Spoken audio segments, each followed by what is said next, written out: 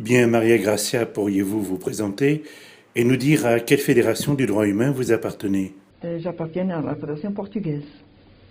Et vous êtes entré en quelle année en maçonnerie? J'ai entré il y a 33 ans en maçonnerie. Alors au départ, pourquoi avez-vous choisi le droit humain? Le droit humain, surtout pour la mixité.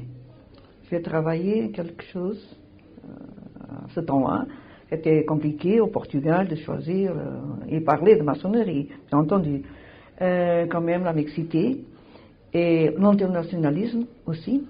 Et il a aussi pour les progrès initiatiques. Alors vous dites que c'était un petit peu difficile la franc-maçonnerie au Portugal. Comment elle est perçue la franc-maçonnerie là-bas? Maintenant, les choses vont un petit peu mieux. Encore que si nous sommes en travail, il ne faut pas dire que nous sommes maçons.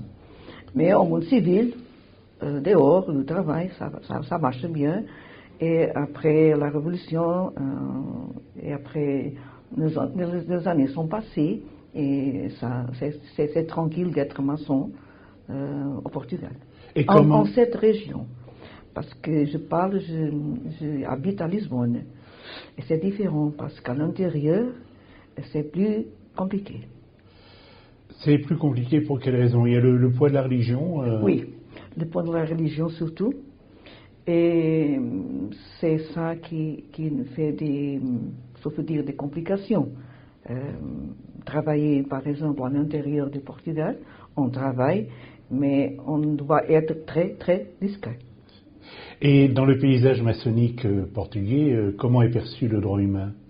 Le droit humain est maintenant respecté à cause de la mixité, parce que nous sommes très différents des autres. Nous sommes une ordre révolutionnaire, parce que la mixité existe à nous il y a presque 131 ans. Alors, nous sommes vus comme une maçonnerie moderne, ouverte à tous. Comment est perçue au Portugal l'égalité de l'homme et de la femme? Dans la maçonnerie ou dehors de la maçonnerie? En dehors de la maçonnerie? Parce que les choses sont compliquées en ce moment au Portugal. Ici, nous avons beaucoup de violence entre les genres. Mais ça c'est le monde civil.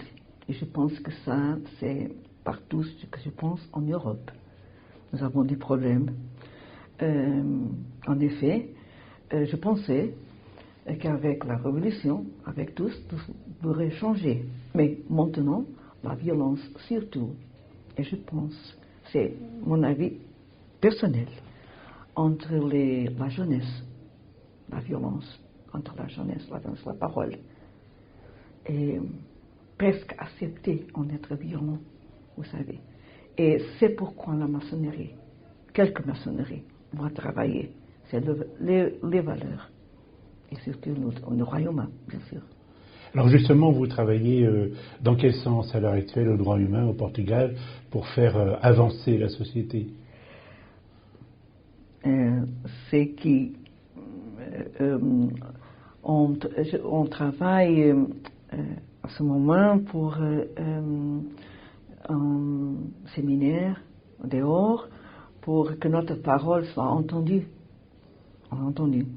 Mais ma préoccupation, c'est la jeunesse, c'est le futur. Vous savez, nous vivrons dans le monde, on appelle au Portugal le monde digital, que c'est complètement différent. Et les choses sont différentes, sont tout pressées. On a parlé du travail 22 plus 7 jours, 24 heures sur 7, on dit.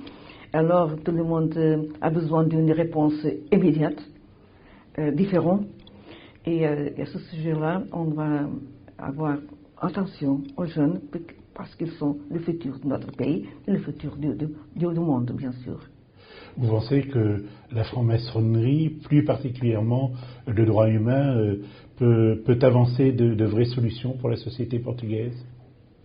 Bien sûr, bien sûr. Nous sommes très ouverts, nous sommes mixtes Et alors, on n'a pas de différence entre hommes et femmes, entre nous. On parle de tous en même temps. Alors, pour nous, pour le VH, c'est bien et on accepte toutes les opinions.